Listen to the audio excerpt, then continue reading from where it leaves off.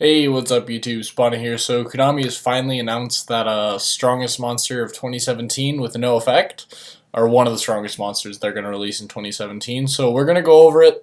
So it's called Sea Monster of Theseus. It's a level 5 water attribute zombie type fusion tuner monster. Summoning requirements are 2 tuners, has no effect, 2200 attack, 1800 defense. So this is apparently one of the strongest monsters they're going to release in 2017. Um, they have like some combos down listed at the bottom of the page that we can do with it, but my thoughts on the card, the first thing that struck me about it's obviously it's an instant fusion target, so it's a tuner that you can summon from the extra deck with instant fusion. So it's level 5, so it has rank 5 synergy, and also Zulkin access for multiple decks now, because you have a level 5 tuner that every deck can have access to now through instant fusion. So, spoiler alert, Konami's definitely not hitting instant fusion, even though I knew they wouldn't. It's a zombie, so Mizuki plays are real. Also, Book of Life is another option you have for that. It's a water, so water maybe will play this, but I don't think so. There's just not enough, like, I mean, I guess they maybe could, so, like, they can make Coral Dragon with Neptibus, but, like, that's really about it. Maybe Water might try to find, like, a spot for one copy of this in their extra deck, but it's not going to be more than a one of in the Water extra deck. So, yeah. But the big thing that strikes me about this is that it's a level 5 tuner, so Zulkin access is what's going to make this card really popular. So let's go ahead and look at some of the combos they have down here. So instant fusion, special summon, blah blah blah. And they say the combos are about endless. So tune it with Bismugear or Neptibus, like I mentioned, to make Coral Dragon. This is stupid, and I'll explain why in a minute. Then you could go with like a level 2 Metal Foe or like Dupe Frog, Swap Frog to make like a level 7 Synchro. They mentioned Black Rose, Moonlight Dragon, and Gungnir. Level 3 probably has the best synergy because like Raccoon, Metal Foe Silvered, and then you can make like a Omega, Crimson Blader, stuff like that. Also Ignister if you're playing or if you're tuning with a Pendulum Monster.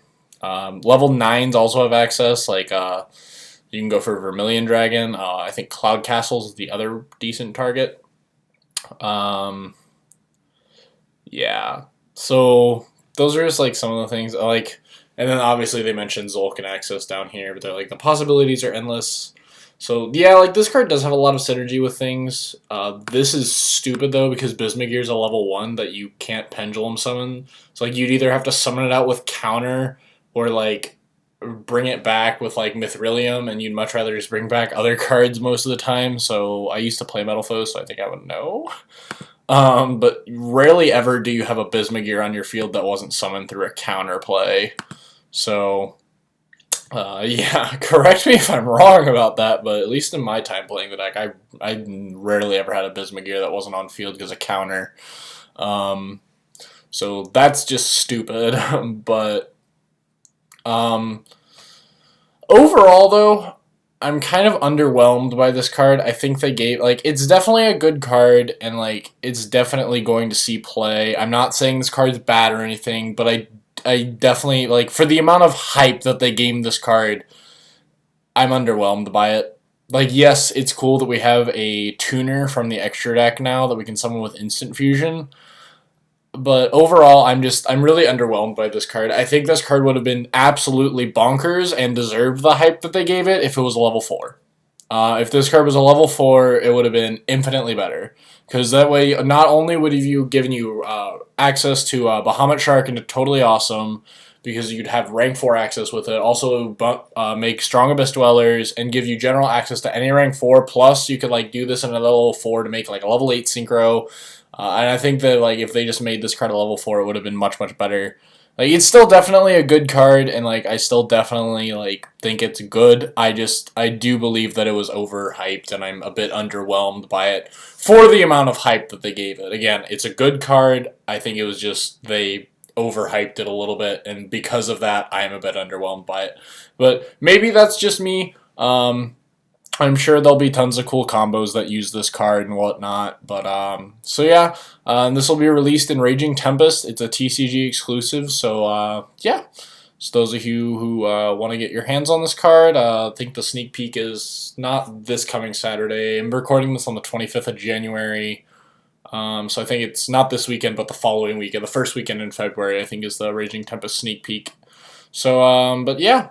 So thanks for watching, guys. Let me know your thoughts on this card down in the comments section below. Do you agree with me? Do you think that this card was a bit overhyped for what it does? Do you think that this card deserved the hype that it has? Feel free to let me know all that stuff down in the comments section below. Also, follow me on Twitter. Link will be down in the description box. And yeah, thanks for watching, guys, and I will see you guys in the next video. Spawny out.